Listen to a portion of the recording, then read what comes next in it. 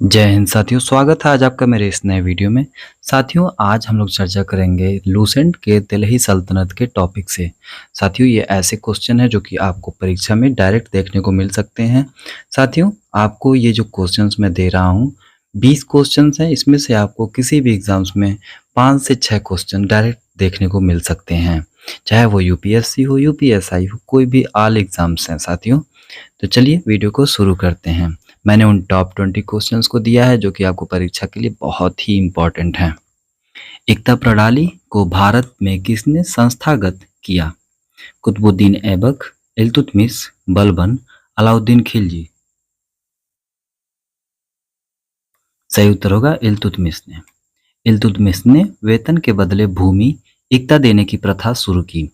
इक्तादारों को मुक्ति या वली कहा जाता था, जिनका काम राजस्व वसूलना और कानून व्यवस्था बनाए रखना था। इल्तुतमिश को दिल्ली सल्तनत का वास्तविक संस्थापक माना जाता है। सिजदा और पाबोस प्रथाओं की शुरुआत किस सुल्तान ने की थी? अलाउद्दीन खिलजी, गयासुद्दीन बलबन, मुहम्मद बिन तुगलक, इल्तुतमिश।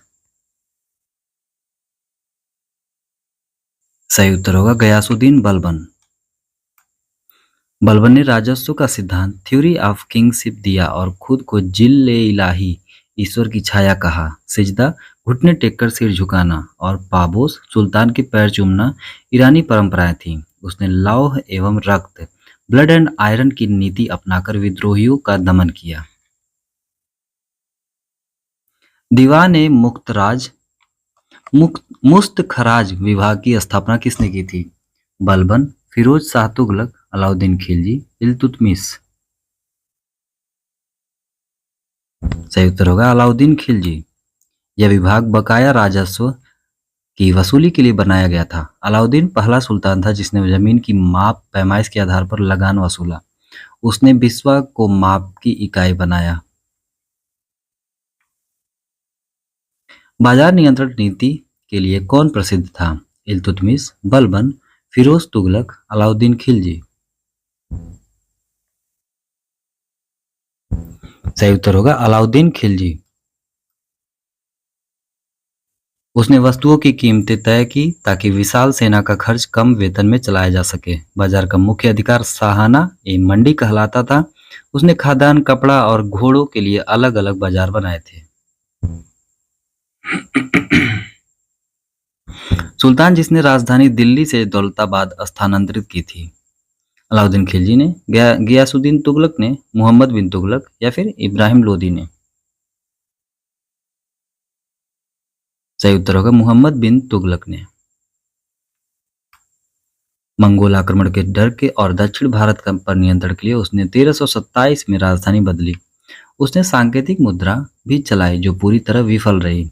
उसे विरोधाभासों का मिश्रण या पागल सुल्तान भी कहा गया, हालांकि वह बहुत बुद्धिमान था। इब्न बतूता मोरक्को का यात्री इसी के समय भारत आया था। दीवान ए कोही विभाग का संबंध किससे था? सैन्य विभाग, दान विभाग, कृषि विभाग, पत्राचार विभाग।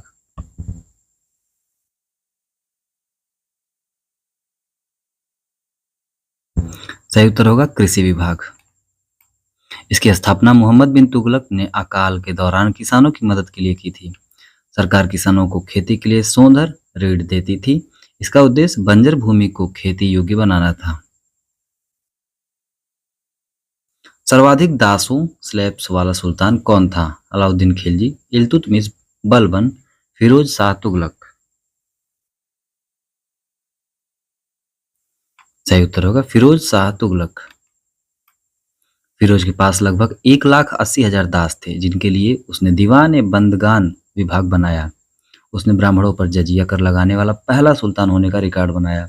उसने नहरों का जाल बिछाया और 1200 से अधिक फलों के बाग लगवाए। सल्तनत काल में फवाजील शब्द का क्या अर्थ था?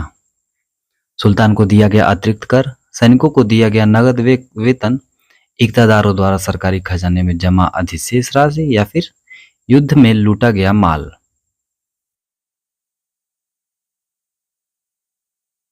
सही उत्तर होगा इक्तादारों द्वारा सरकारी खजाने में जमा अधिशेष राशि। खम्स युद्ध में लूटे गए माल को कहा जाता था उस मुस्लिमों से लिया जाने वाला भूमि कर था। खराज गैर मुस्लिमों से लिया जाने वाला भूमि कर था। किस सुल्तान ने आगरा शहर की स्थापना की थी? बहलोल लोदी, सिकंदर लोदी, इब्राहिम लोदी, अकबर।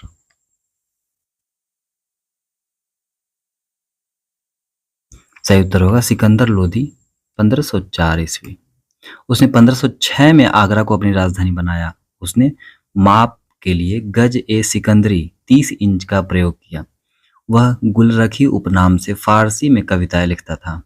लोधी वंश दिल्ली सल्तनत का पहला अफगान वंश था। अमीर ए आखुर पद किस विभाग से संबंधित था? राजस्व विभाग, अश्वशाला का प्रधान, गुप्तचर विभाग, धार्मिक विभाग।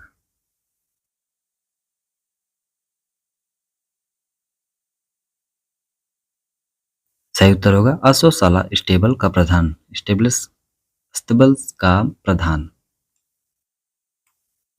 रजिया सुल्तान ने जलालुद्दीन याकुत को इस महत्वपूर्ण पद पर बैठाया था। दीवान ए आरिज सैन्य विभाग का प्रमुख होता था। बरीद ए मुमालिक गुप्तचर विभाग का प्रमुख होता था। वकील ए दर शाही महल की देखभाल करने वाला अधिकारी था।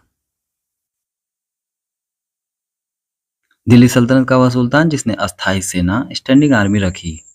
बलबन, अलाउद्दीन खिलजी, मुहम्मद तुगलक, इल्तुतमिश।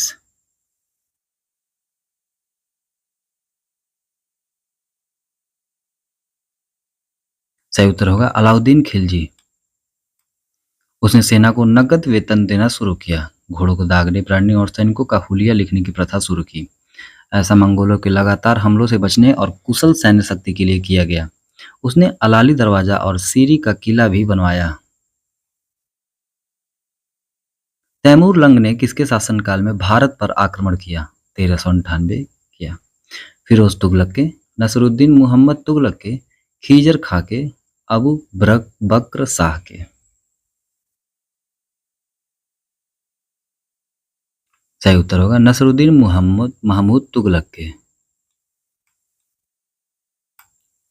तैमूर के आक्रमण ने तुगलक वंश की कमर तोड़ दी। इसके बाद भारत में सैयद वंश की नींव खीजर खां ने रखी।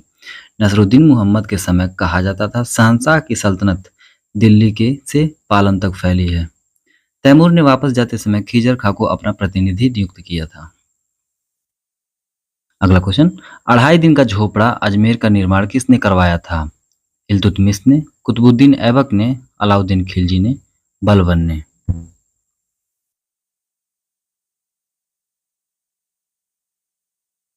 सही उत्तर होगा कुतुबुद्दीन ऐबक ने। यह मूल रूप से एक संस्कृत विद्यालय था जिसे तोड़कर मस्जिद बनाया गया। ऐबक ने दिल्ली में कुव्वत उल इस्लाम भारत की पहली मस्जिद भी बनाई। उसने कुतुब मीनार की नींव रखी थी बख्तियार काकी की याद में। ऐबक को लाख बख्श लाखों का दान देने वाला भी कहा जाता था।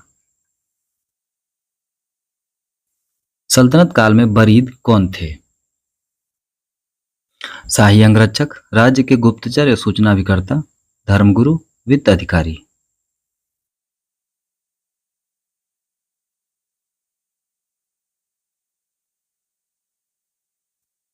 सही उत्तर होगा राज्य के गुप्तचर, सूचना अभिकर्ता। बलबन ने एक कुशल गुप्तचर प्रणाली विकसित की थी। बरीद ए मुमालिक इस विभाग का केंद्रीय अध्यक्ष होता था। इनका काम सुल्तान को राज्य की हर छोटी बड़ी खबर देना था। ये अधिकारियों के भ्रष्टाचार पर भी नजर रखते थे। किस सुल्तान ने स्वयं को खलीफा घोषित किया था? अलाउद्दीन खिलजी, मुबारक शाह खिलजी, खुसरो शाह, बलबन।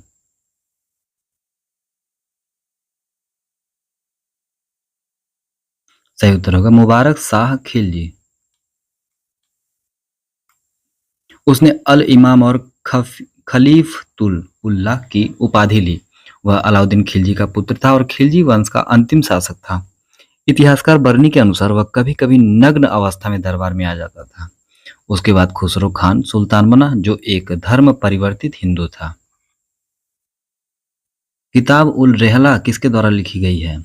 अल बरूनी, अमीर खुसरो, इब्न बतूता, मिनहाज उस सिराज।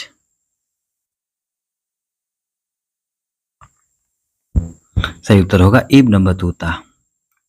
यह मोरक्को का यात्री था जो 1333 में मोहम्मद बिन तुगलक के समय आया। सुल्तान ने इसे दिल्ली का काजी नियुक्त किया था। इस किताब में सल्तनत काल की डाक व्यवस्था और गुप्तचर प्रणाली का सुंदर वर्णन है। अल बरूनी ने किताबुल हिंद लिखी थी। महमूद गजनवी के साथ आया था। तूती ए हिंद, भारत का तोता किसे कहा जाता है? अमीर हसन, अमीर खुसरो, मलिक मोहम्मद जैसी, फैजी।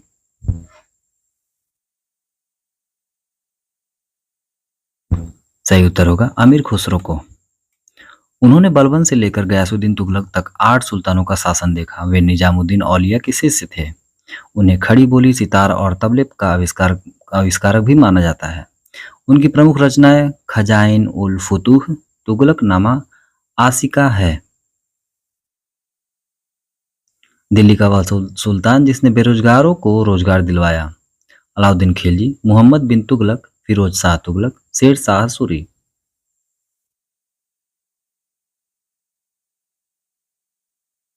सही उत्तर होगा फिरोज शाह तुगलक। उसने एक रोजगार दफ्तर एम्प्लॉयमेंट ब्यूरो खोला था। वह अपनी लोक कल्याणकारी योजनाओं के लिए सल्तनत काल का अकबर कहलाता था। उसने हिसार, फिरोजाबाद और जौनपुर जैसे 300 नए शहर बसाए। उसने अशोक के 2 स्तंभों टोपरा और मेरठ को दिल्ली मंगवाया था। दीवान ए विजारत का संबंध मुख्य रूप से किससे था? न्याय विभाग, सैन्य विभाग, वित्त विभाग, विदेश विभाग।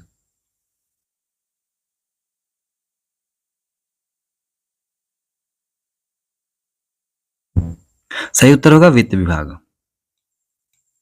वजीर इसका प्रधान होता था जो सुल्तान का प्रधानमंत्री होता था। मुस्तौफी ए मुमालिक इसी विभाग के अंतर्गत आता था। तुगलक काल के वजारत का स्वर्णकाल कहा जाता है। राजस्व वसूली और खजाने का हिसाब रखना इसका मुख्य कार्य था। दिल्ली सल्तनत का पतन किस युद्ध के साथ हुआ? तराइन का युद्ध, खानवा का युद्ध, पानीपत का प्रथम युद्ध, चौसा का युद्ध। सही उत्तर होगा पानीपत का प्रथम युद्ध, 21 अप्रैल 1526। बाबर ने इब्राहिम लोदी को हराकर मुगल साम्राज्य की नींव रखी। इब्राहिम लोदी दिल्ली सल्तनत का एकमात्र सुल्तान था जो युद्ध के मैदान में मारा गया। बाबर ने इस युद्ध में तुगलकनामा युद्ध नीति को तोपखाने का पहली बार प्रयोग किया। इसके साथ ही 320 वर्षों 1206 से 1526 का सल्तनत शासन समाप्त हुआ। आशा करता हूँ साथियों आपको मेरी वीडियो अच्छी लगी होगी।